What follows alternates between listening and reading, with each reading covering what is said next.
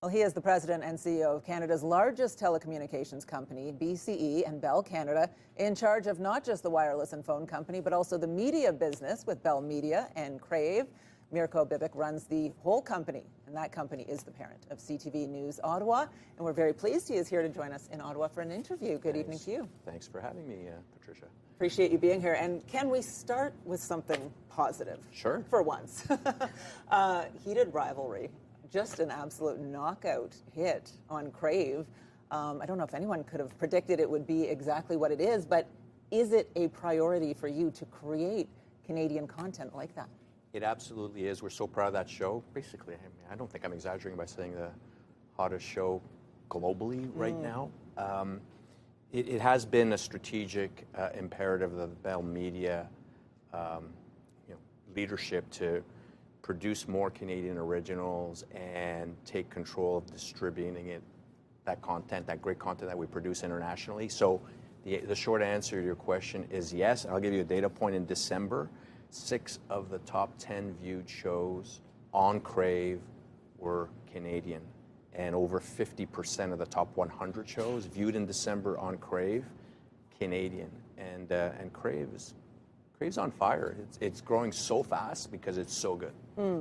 Crave is on fire, and you've talked about meeting people where they are. I want to ask you about local news and the option of watching local news on Crave, but what is your commitment at Bell to local news, how people are watching us right now? So at Bell Media, we've got 3 key things we want to do: lead in premium entertainment, lead in sports, lead in news. And we want to deliver those types of content on digital platforms because that's how consumers engage with content. So what's super important is local and national news delivered all times of the day for viewers, and that's on digital platforms. And again, good news is we are the #1 digital news publisher in the country. A few short years ago, we certainly were not. So it's been a big push. It's been very successful, and I think local news in Ottawa is the #1 digital news publisher in the local market. So that's great. And have very proud of that very team, yes. very recently putting news on Crave, which really is the future of content distribution, shows the commitment we have to both local and national news. We're putting it on Crave.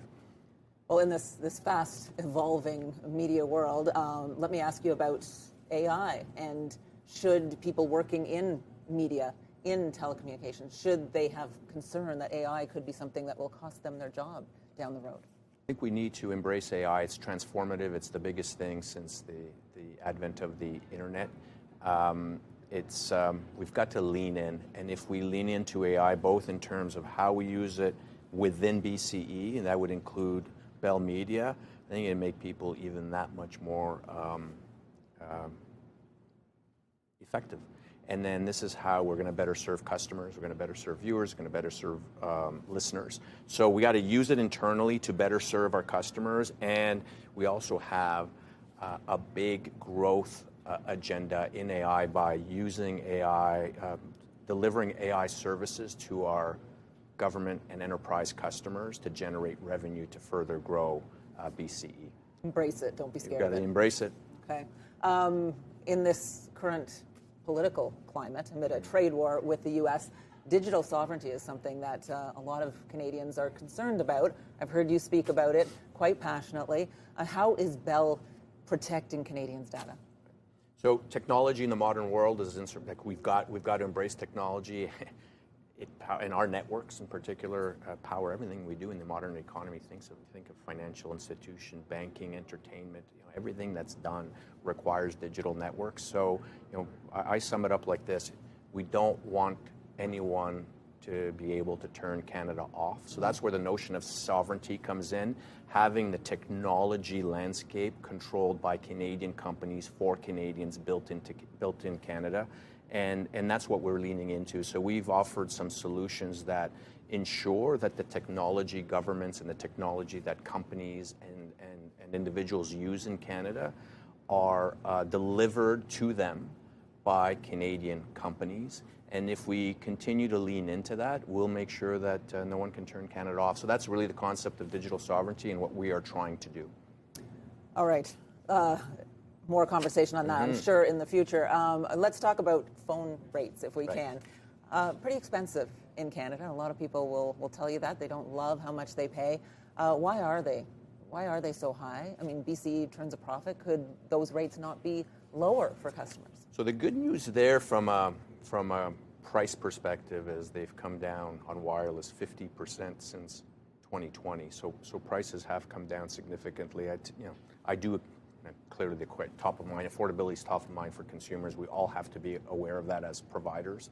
And really, what we try to do is deliver the best value overall. So, from a value perspective, it's the best wireless network so that your service works as best as it can. That if there is an issue, we provide the best customer experience, both in terms of how we sell to you and then how we address any particular issues. And of course, pricing. Pricing clearly matters. December, in November we had Black Friday. In December we had the holiday sales period. There were incredible deals available. So there's also times in the year where pricing is quite attractive. But overall, we try to deliver value across all those dimensions, and pricing has come down quite dramatically. Okay. Well, let me ask you a question sort of on the other side of it, Right. on behalf of the shareholder. And it's been a rough few years, no question, for Bell now paying a lower dividend. I mean, should Canadians who are holding this stock in BCE, should they be confident that this is a good way to go in terms of planning for their retirement, that there is good value there? Yeah, momentum's back. BC stock's been a great stock for individuals to hold for decades and decades, and it continues to be. There were pressures on stock prices of everyone in our sector, in the communications sector. In our case, we're a new Bell. We're a re-energized Bell with momentum. We reduced the dividend about a year ago. It was actually May of 2025, and that was very well received because there were concerns about the debt levels that BCE has. So cutting the dividend allowed us to begin to address that. So it was well received, and now the momentum's back. We've got a pretty forward-looking strategy that investors are rallying behind. And in the case of media, it's all about what I said: premium content on digital platforms. In communications at Bell Canada, it's fiber internet and 5G wireless. And serving governments and enterprise customers, you asked me about, it's AI. So those are the three areas where we're really leaning into growth, and that's why I've got a lot of optimism around what we're going to deliver for shareholders. A lot of positives. We could end it there, but I might just squeeze in one more that's pertinent to this area in particular right now. We did a story yesterday about Gatineau and copper theft and what that does to customers of the internet and everything else. How do you guard against that? Is there a solution? We're seeing more and more of it, and repeatedly this past week in Gatineau. It's terrible. And I feel for customers who are out of service because of acts of vandalism, which are rampant. And what we need to do, and we're going to continue to do this best we can to protect our infrastructure. What we also really need is stiffer penalties for these blatant acts of vandalism. So we're going to continue to talk about this. Thank you for the question. We need to raise awareness. This is vandalism, and those who attack our networks like this need to be apprehended, and the penalties need to be stiffer. Mirko Bibic, thank you very much. Thank you, Appreciate Patricia. your time. Thank you.